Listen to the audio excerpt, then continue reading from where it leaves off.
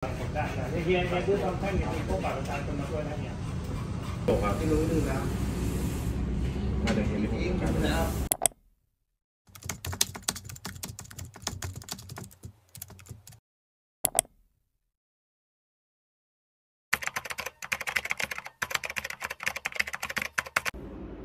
Good morning guys, this is Ronnie once again and welcome back to my channel. I am still in Bangkok, Thailand guys. It is my 6 days and 5 nights trip here and today is gonna be my last full day. So I'm thinking of buying a remembrance. Of course, to remember my trip here in Bangkok. It's quite an experience, a happy experience. I was able to try different tours, the famous ones, some of it, and see temples and experience the culture of the country. So when it comes to remembrance, I'm thinking of buying a gold here in Thailand. You know guys, I love gold and I've always been curious of the gold items here in Thailand. Since visiting the temple, I noticed that they do love gold so much, and based on my research, Thailand gold has a consistency of 96.5% of gold in it per item. So that's more or less 23k talking about gold consistency. Because if it's 100% gold consistency, that is considered 24k gold. In Malaysia, the item that I bought, the gold consistency there is 91.6, so that is considered 22k. In the Philippines, if you are going to compare it, the famous item in the Philippines are 14k, 18k, and then 21k.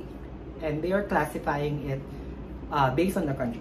We have Japan gold, we also have Saudi gold, the famous one. So let's go, join me. We are going to visit Chinatown because based on the locals that I've asked, we have to follow them because they know a lot of things. They know the area. According to them, it's best to buy gold in Chinatown. And of course, we are going to choose a store where a lot of people buy. So that we can be assured of the things that we are going to buy will be legit.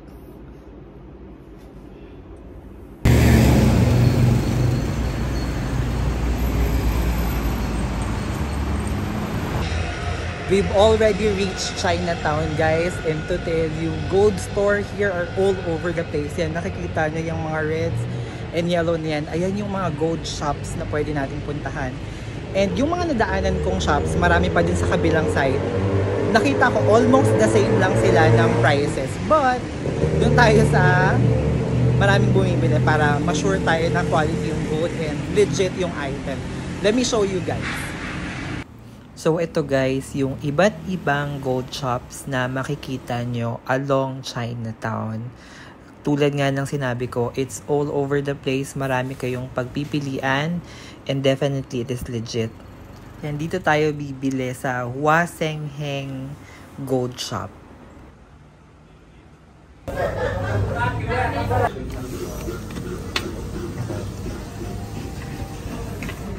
This is 3.8, 96.5, right? Yes. Payment Thai money. Thai baht. Oh, yeah. Does it include the craftsmanship already? Huh? The craftsmanship? The workmanship. So this is everything. 11,000 is everything. For the 11,000 for 3.8, does it include craftsmanship already? Everything? Yes. Okay. เขาแค่ถามว่ารวมป้าคำเร็จแล้ว 7 sizes, size 7, right? 7. That size 58. Okay.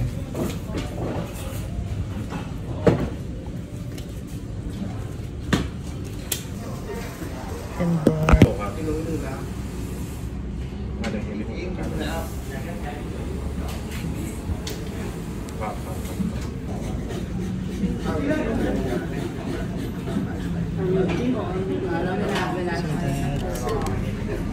11,100, right? 11,100. 11,100 divided by 2.6 per gram. How much per gram? Wait, per gram 42. 1,138 Oh, 2.9. 2.921 per gram. yes. Ito yung ring, original. Ito yung ring na bibili natin. Originally, it is 11,100 baht. Pero we have discount 200, so babayaran natin is 10,900 baht na lang. Do you accept card? Card charge 2.8%. 2.8%. Can you try 2.8%? So 3,000, 305. Okay. Sinusukat nila para to make sure yung price.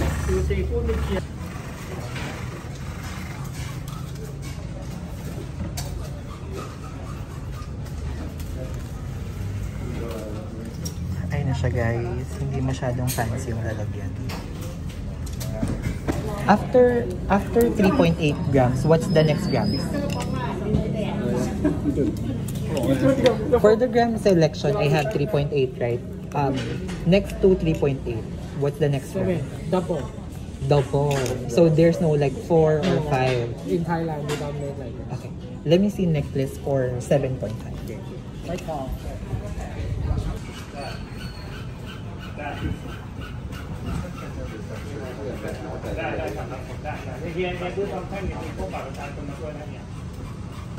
Ito yung mga design nila guys for 7.5? 7.58 gram. 7.58 grams. Yung selection nila dito start ng 3.8 grams and double it. Next is 7.58 grams. Ayun yung kanilang mga selection. Ito yung mga designs nila. Let me try.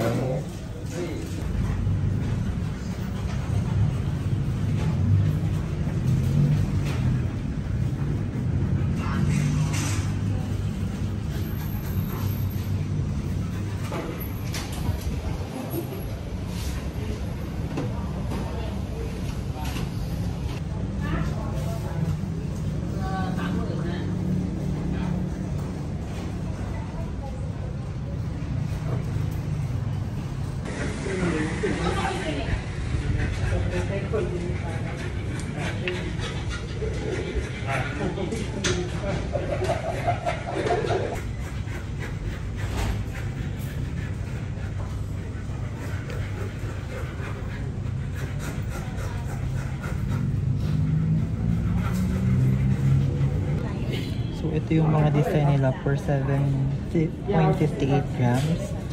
Nag-try na ako, ang trinay ko ay ito, at ito. Ngayon, down ako dito sa dalawa. But I think I like this one more.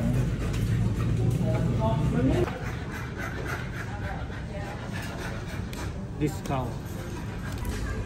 7.58 gram. Check ulit natin yung weight guys to make sure. 7.63. Ayan siya. Yung necklace.